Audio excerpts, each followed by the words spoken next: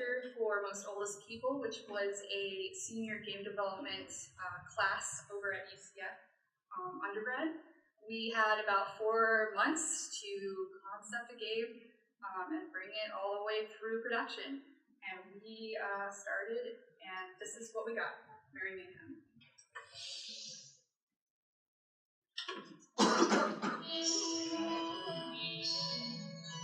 So, Merry Mayhem is a isometric twin stick shooter developed in Unreal Engine 4. You play as Pax. The Master of Chaos is retiring, and you're his favorite underage Hellion. So he wants you to take his place.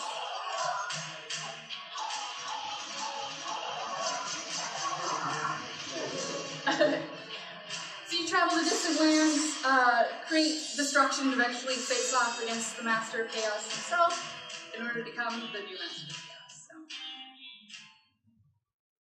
I'm going to give a post-mortem of our development process. A post-mortem includes what went right, what went wrong, and what we could have done better. I think something that we should discuss is like our team composition, because it was a little bit weird. As you can see, we have like one person doing one thing. And so it required us to really sit down and discuss and figure out what kind of game would fit our team, rather than trying to like seek out making a game with different skills. Yeah, playing to our strengths. How do we do that? We did that with scope. That's your best friend. A lot of people, especially young developers in the indie scene, want to make this grand idea, and they force their team to try to be the thing that can make that, rather than developing the game that best suits your actual team itself. So yeah, ask not what you can do for your game, but what your game can do for you. So, overview, what worked for us? Documenting everything. The worst thing about development is that fuzzy front end, and if you're not writing down what you're saying, the things that you do like or don't like, then you kind of get caught in a limbo of just spouting out ideas and not locking down any mechanics. So we really sat down and made sure that we wrote everything down, things we did like, and then scrapping things that we didn't like. And so that way we could be like, how can we have our people do the things that they're doing, have our talent do what they do best? We also researched, because we did have one 3D animator, we had one 3D artist. We researched the best ways to streamline our pipeline so that we could get the most bang for our buck in our team. And also, the best thing for a team is not working on your game together and just going out and hanging around, being friends. So with regards to our 3D pipeline, this is pretty much all the assets for one of our levels. They look pretty sweet. They were put on a single texture map, 512 by 512. Yeah, so that draw cost, just one draw cost for the entire level, minus characters. Speaking of characters, we had one animator, so we were like, let's only have 3 body types, and then we only have to make 3 skeletons. So we have 9 enemies, they're all diverse, but we only made 3 skeletons for the game, and they applied to the entire game. So it was another way that we scoped.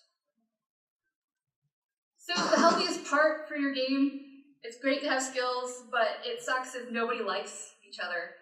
So, but as you can tell, we really do like each other. We spent a lot of our time kind of not working on our game together, and that's where a lot of our ideas came from, was just through conversations and So putting all those things together in the first 3 weeks, locking down our mechanics, making sure that our best people are only doing the things that they're best at and not trying to multitask on something else.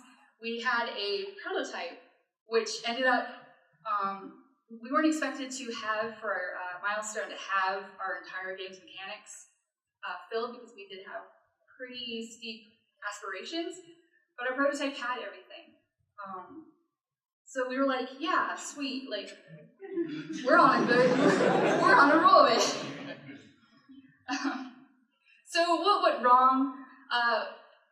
Our other milestone that came out after our prototype was our vertical slice. And what a vertical slice is a direct slice of what your game would be represented as a finished product. So it's sort of like a demo you see when you download offline to just get a playtest.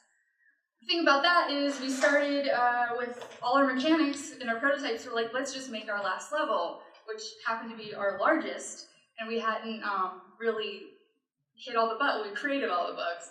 So what things that we came up against were, we had this massive level where we used BSP rocks and we were placing rocks everywhere. So that was like 3 days of just dragging rocks out onto the scene, throwing lights down, and then not really taking into account what it takes to bake them. Targeting for enemies, some of them would get lost, so you would have an enemy that didn't know that it wanted to fight or not fight, or when somebody put a giant enemy in there, I don't know how you accidentally place like a 3-time sized enemy in there, but things happened. So here's a kind of drift through the initial look of our white screen. Okay. And I like GIFs. There's an alien, cowboy alien lands. Like it. Okay, so things we could have done better. We had an amazing, like our game ended up being pretty great. We kind of surprised ourselves because a lot of us had been through previous productions with what would be considered more balanced teams and kind of left feeling salty. But we ended up making something 3 times bigger than any of us had ever worked on before, and it was a start-to-finish product. So we had these one draw call texture maps, and it turns out we didn't resize our beautiful white screen. We didn't resize our UI, so it ended up being the largest data dump in our game. So oops, you live and you learn. So here's some other iterations here. Communication. When you are rapidly developing and you're part of like an iterative past design, Argyle development, Scrum becomes infinitely important in coordinating your actions because everyone's in the engine at the same time, changing things. So we utilize a thing called Scrum, and it's a very simple, what have you done? What will you do? Is there anyone or anything in your way? So we would develop for a couple hours, stop, push your things up, say what we did, what you're gonna do, and if somebody's like, I need the animations for this, I can't continue until that, they know that. And in not even 20 minutes, 15 minutes, you're up to date, everyone knows their tasks, and move on. So what we accomplished was 4 very beautiful, diverse lands with different enemies. All of them had different sounds, all of them had soundtracks, voice acting, the works, the UI, so good.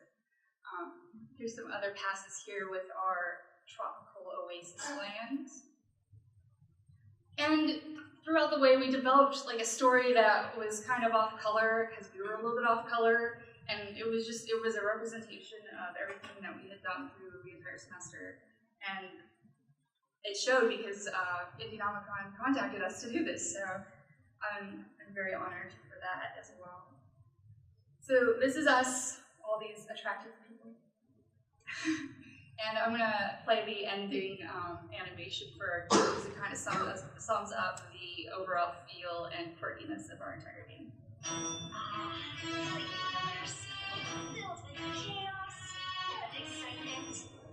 Everything is messy, turned inside out.